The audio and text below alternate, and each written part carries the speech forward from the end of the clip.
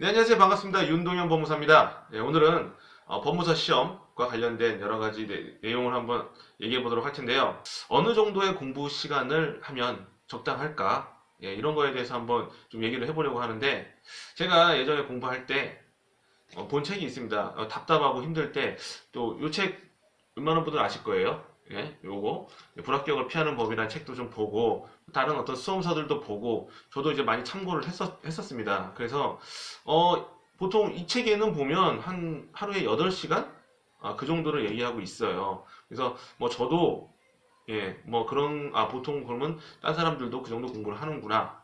예, 이렇게 뭐 기준을 잡으시면 되는데 이제 보통 제가 볼 때는 한 10시간 정도 생각 많이 하실 것 같아요. 그래서 10시간 정도에서 8시간에서 한 10시간 정도. 물론 하루에 15시간 한다는 사람도 있고 그 이상을 할 수도 있습니다. 하지만 이제 물리적으로 볼 때는 하루에 공부를 막 그렇게 막 많이 하기가 쉽지는 않은 것 같아요. 자, 그러면 8시간에서 10시간을 공부한다, 하루에.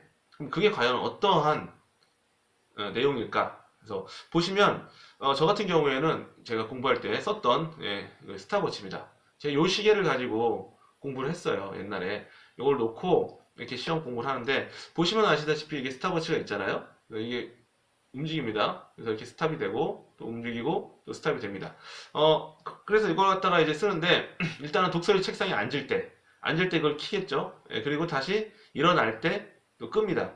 또 뭐 화장실 가고 싶을 때 이럴 때 있지 않습니까? 그리고 또 잠이 올 거 아니에요. 그럼 공부를 하다가 이제 엎드릴 때도 이 스탑워치를 끄고 자야 됩니다. 그거 그렇지 않고 계속 놔두면 얼마나 공부했는지 모르지 않습니까? 그래서 저 같은 경우에 이제 공부를 할 때 뭐 저는 이제 스마트폰을 웬만하면 안 쓰려고 그랬어요. 그래서 뭐 나중에 스마트폰이 있을 때 스마트폰으로도 어플로드 한번 해보자 이랬는데 이게 사람이 독서실에서 스마트폰이 이렇게 눈앞에 있으면 자꾸 손이 가더라고요.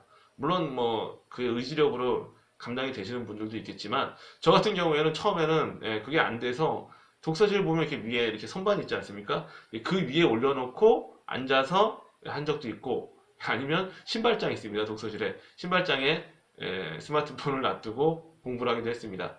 어쨌든 이 스탑워치를 가지고 화장실 가는 시간 빼고 또 엎드려 자는 시간 빼고 뭐 이렇게 밖에서 노는 시간 빼고 순수하게 예를 들면 한 8시간 한다, 10시간 한다. 정말 쉽지 않다고 생각합니다.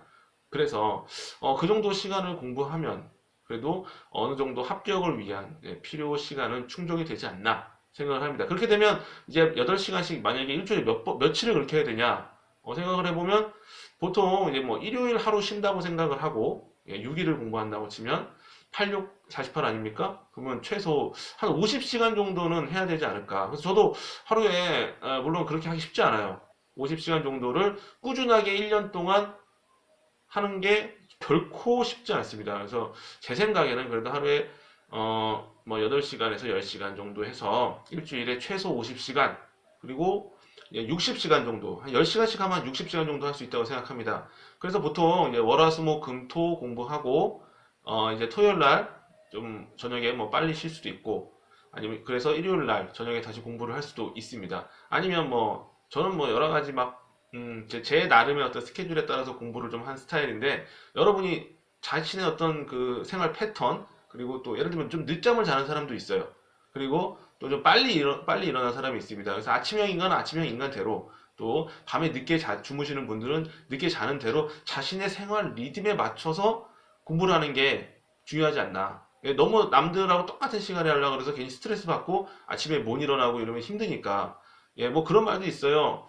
시험 보는 시간에 깨어 있어야 되니까 뭐 그 시간에 맞춰서 공부를 해야 된다 이런 말도 있는데 뭐 그것도 맞습니다. 저 같은 경우에는 시험 전날 이제 예민해져서 잠이 안 오더라고요. 그래서 잠이 안 오면 뭐 사실은 제가 시험 볼 때 전날에 한숨도 못 자고 간 적도 있어요. 진짜로 한 시간도 못 잤어요. 그럼 정말 아침에 눈물이 납니다. 너무 신경을 써서 못 자니까요. 그럴 때는 이제 아침에 여러 가지 그 강장제, 뭐 바카스를 비롯한 여러 가지 그런 뭐 오만 걸 입에 다 털어놓고 가죠.